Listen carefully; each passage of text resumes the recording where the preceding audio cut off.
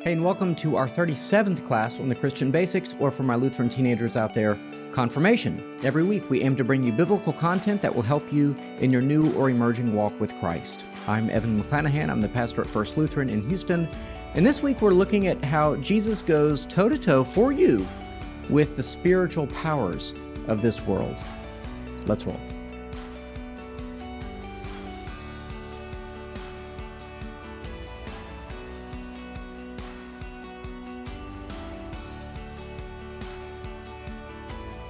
Well, this is the third of a three-part series on kind of some misconceptions about Jesus. It's sort of often assumed that Jesus is only a nice guy. Well, he was certainly more than just a nice guy, although he was definitely a nice guy, and Christians are also called to be nice people. But Jesus was also a fighter. He did not countenance evil. He was at war with all of the evil forces of the world. And that means if you seek to be a follower of Jesus, that you don't get to name what kinds of evil practices are good or acceptable to you. You also need to be at war with the evil in this world. See, one of the things that can happen, and I think has happened, is that as people sort of only focus on how good and gracious and merciful Jesus is, it isn't long before Jesus starts to approve of them in every way, that actually Jesus agrees with all of the things they think are important or good.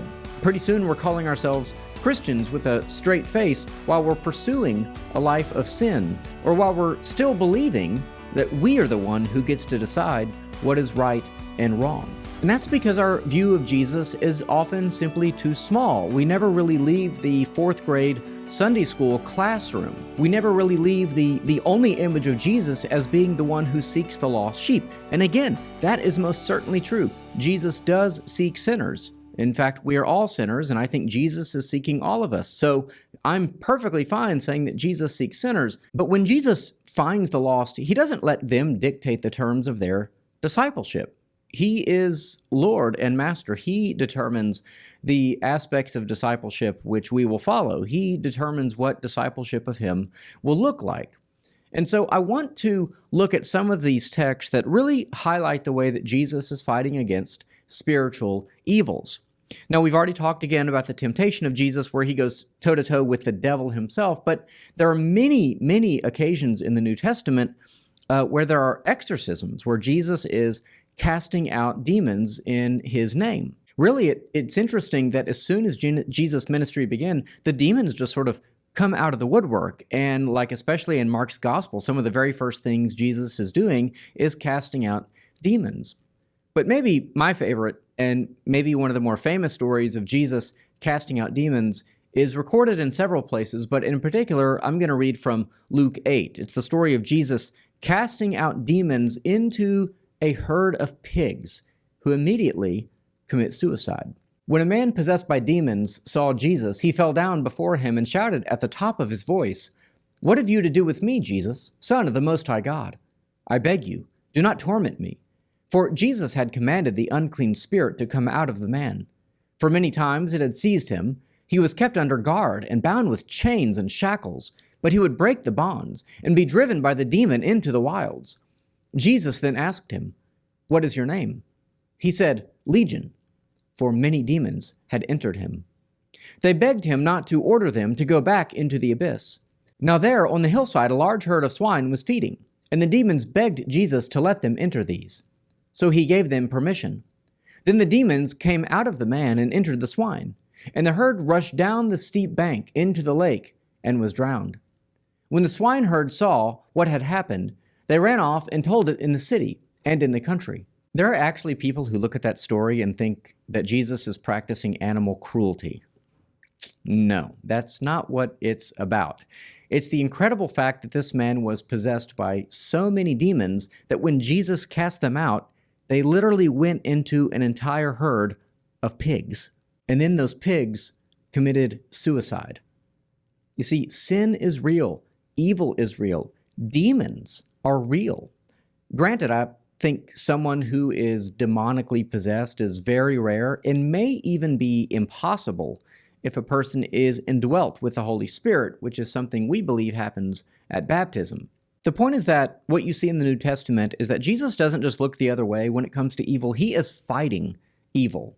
And that's good, because make no mistake, the devil and the demons have you in their crosshairs in all kinds of ways. You're going to constantly be battling temptation and hardship, and you're going to wonder if God exists and whether he cares about you. Well, actually, I think these stories of Jesus casting out demons are a tremendous gift to us, for they show us that Jesus really does care. Now, another way that we can tell that Jesus is into the spiritual warfare business is that he asks us, he calls us to lead holy lives. And of course, we think the ability to do so is a gift of the Spirit himself. And so again, the message of the church is often, as is rightly the case, that we're justified by grace through faith, apart from works of the law. That's kind of our Lutheran motto. And for good reason, it's straight from the Bible. But it's so deeply steeped in Christian language and preaching and such these days that it's almost like we forget about all the times that Jesus actually calls on us to resist evil.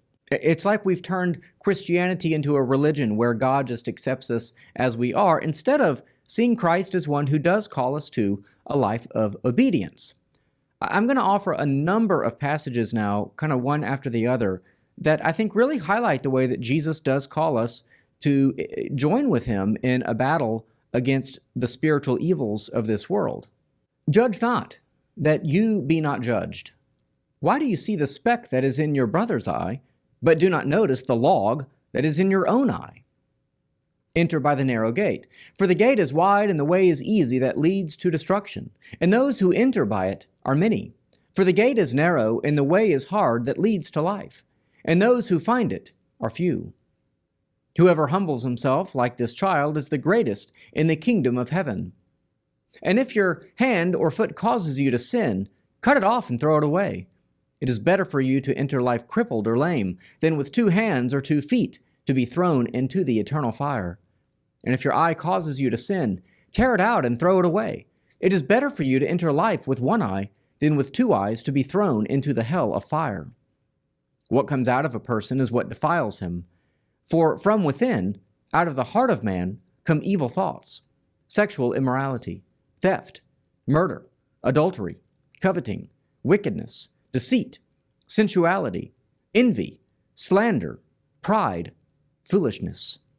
All these evil things come from within, and they defile a person. And he said to all, if anyone would come after me, let him deny himself and take up his cross daily and follow me. For whoever would save his life will lose it, but whoever loses his life for my sake will save it. For what does it profit a man if he gains the whole world and loses or forfeits himself?